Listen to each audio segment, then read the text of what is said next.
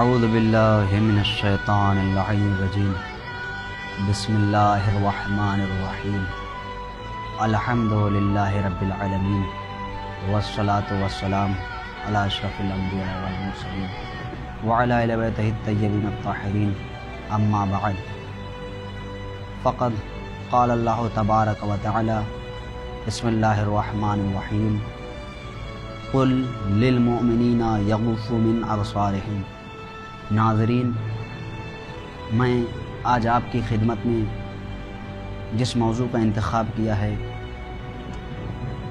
اس میں سورہ نور کی ایک آیت کا ایک ٹکڑا میں نے آپ کے درمیان عرض کیا۔ پروردگار کہہ رہا ہے، اے حبیب کہہ دو کہ لوگ اپنی نظروں کو نیچے رکھیں، جھکائے رہیں۔ تو ناظرین، ہمیں چاہیے کہ ہم اپنے نفسوں کی حفاظت کریں، ہم اپنے نفسوں کو بچائیں، کیونکہ یہ دشمن کی پوری سازش ہے کہ وہ ہم سے صرف ایک گناہ کروانا چاہتا ہے۔ ہمارا ایک گناہ ہماری صبح کی نماز کو قضا کر دیتا ہے۔ ناظرین، وہ دشمن ہماری صرف ایک نماز قضا کروانا چاہتا ہے، اور ہمیں چاہیے کہ ہم اپنی نگاہوں کو حرام سے بچائیں، حرام کی طرف۔ وہ ہماری ایک نگاہ کو حرام کی طرف متوجہ کرنا چاہتا ہے۔ اور آپ جانتے ہیں خمینی صاحب کا کہنا ہے کہ ایک نگاہ نامحرم انسان کو ایک صدی پیچھے پھینک دیتی ہے۔ اور اسی طرح دوسرے عالم کا قول ہے کہ ایک نگاہ نامحرم انسان کو 2 صدی پیچھے بھیج دیتی ہے، یعنی 2000 سال پیچھے بھیج جاتی ہے۔ اگر مثال کے طور پر میری عمر کتنی 50 سال ہوگی، اس میں سے اگر 2000 سال میں 50 مائنس کر دیں تو کتنا بچے گا؟ 1900 بچے گا۔ تو میں اس سے کتنا ادا کر پاؤں گا؟ 50 سال میں میں کتنی عبادت کر پاؤں گا؟ یعنی 2000 صدی پیچھے چلا جاؤں گا تو میں 50 سال میں کتنی عبادت کر سکوں گا؟ اسی لیے کہتے ہیں کہ شب قدر کو جاگو، شب قدر رات جاگو اور عبادتوں میں مشغول رہو، ذکر الہی میں مشغول رہو، تقدیس و تحلیل کیا کرو پروردگار کی۔ We can travel many years, کیونکہ Shab Qadr we can travels many years ہے۔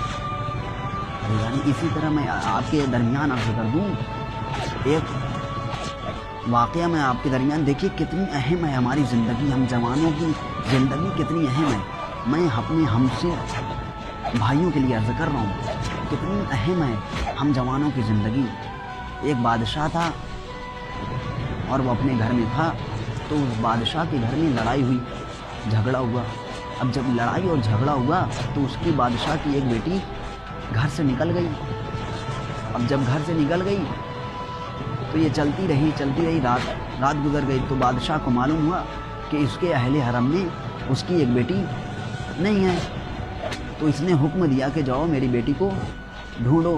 اب لوگ گئے شہر قریہ تلاش کر رہے ہیں، مگر نہیں ملی، یہاں تک کہ رات ہو گئی۔ وہ لوگ واپس آ گئے۔ جب واپس آئے گئے بادشاہ کو پاس آئے، کہا نہیں ملی، لیکن جب صبح ہوئی تو وہ لڑکی اپنے گھر واپس آ گئی۔ بادشاہ کو معلوم پڑا، بادشاہ نے کہا میری بیٹی کو بلاؤ۔ بیٹی آئی، آنے کے بعد بیٹی سے سوال کیا، کہا کہاں گئی تھی، کہاں نکل گئی تھی؟ کہا کہ میں گھر سے ناراض ہو گئی تھی تو میں اسے ہی باہر نکل گئی۔ تو کہا کہاں چلی گئی تھی پھر؟ تو کہا میں چلتی جا رہی تھی اور رات ہو گئی، اور جب میں بازار میں پہنچی تو میں نے دیکھا کہ سارے دروازے بند ہیں، لیکن ایک دروازہ کھلا ہے اور اس سے روشنی ساطع ہو رہی ہے، ضیاء نکل رہی ہے۔ اب جب میں اس کے اندر گئی تو دیکھا کہ میں نے ایک مدرسہ سا ہے، اور ایک مدرسے میں ایک حجرہ سا ہے، اور حجرے سے روشنی نکل رہی ہے۔ اور جب میں اس حجرے میں گئی تو میں نے دیکھا کہ ایک لڑکا ہے جو اپنی تحریر میں مشغول ہے، لکھ رہا ہے، اور اس لڑکے کی ناگہانی سے میری طرف نگاہ پڑ گئی. پھر وہ دوبارہ اپنے تحریر کرنے میں مشغول ہو گیا. تو پھر اسی طرح میں نے صبح اسی حجرے میں پوری صبح گزار دی. پھر بادشاہ نے پوچھا بیٹی تم نے کھایا کیا؟ کہا میرے پاس تو کچھ تھا نہیں. اس لڑکے کے پاس ایک ہی بندے کا کھانا تھا، وہ بھی پیاز اور روٹی تھی، وہی کھا لی. اور کہا اس لڑکے نے کیا کھایا؟ طالب علم نے کیا کھایا؟ کہا کہ اس کے پاس تھا ہی کچھ نہیں، ایک ہی بندے کا کھانا تھا، وہ بھی مجھے دے دیا. پھر بادشاہ نے کہا اس طالب علم کو بلاؤ. اب جب طالب علم کو بلایا گیا، اس سے کہا، دریافت کیا بادشاہ نے، کہا تم نے میری بیٹی کو کیسا پایا؟ تو طالب علم نے کہا یہ میں نے اس سے پہلے کسی لڑکی کی طرف، کسی دوسرے نامحرم کی طرف نگاہ ہی نہیں کی، لہٰذا میں نے اس کو بہت خوبصورت، بہت بہتر پایا. اچھا، پھر کہا یہ کیا وجہ تھی کہ جو تم نے میری بیٹی کو دوسری دفعہ دیکھا نہیں دیکھا؟ اس لڑکے نے، اس نے اپنا ہاتھ یہاں لباس میں رکھا ہوا تھا.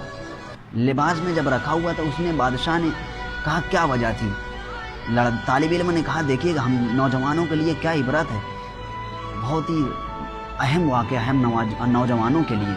اس نے اب جب اپنا کہا میرا نفس جب بھی کھینچتا تھا اس کی طرف، تو میں اپنی ایک جلتی ہوئی قندیل پر اپنی انگلیوں کو رکھ دیتا تھا اور پروردگار کی بارگاہ میں دعا کرتا تھا، پروردگار میری عفت اور پاک دامنی کو بچا لے، محفوظ رکھ.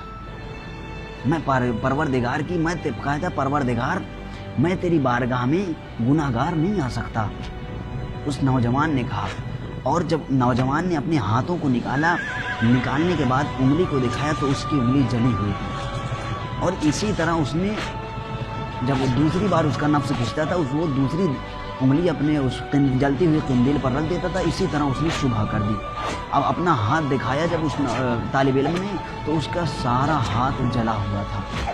تو عزیزان محترم، ہمارے لیے یہ بہت سبق آموز قصہ ہے، یہ واقعہ ہے. تو ہمیں چاہیے، یہ گناہ، امام فرماتے ہیں یہ گناہ تھوڑی دیر کی لذت ہے. ہمیں اپنے آپ اس نگاہ نامحرم کی طرف متوجہ ہونا چاہیے. امام فرماتے ہیں کہ گناہ تھوڑی دیر کی لذت ہے اور اس کا پچھتاوا بہت طولانی ہے، بہت دور تک ہے. تو ہمیں دیکھنا چاہیے کہ ہم اس کی طرف متوجہ نہ ہوں، نہیں تو یہ گناہ کی شرمندگی بہت طولانی ہے، بہت لمبی ہے.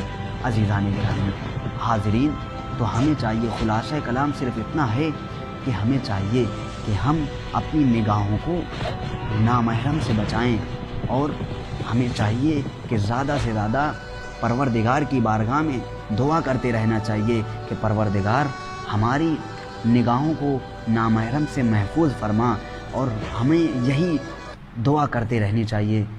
بس ناظرین، آج کے لیے اتنا ہی کافی. والحمدللہ رب العالمین.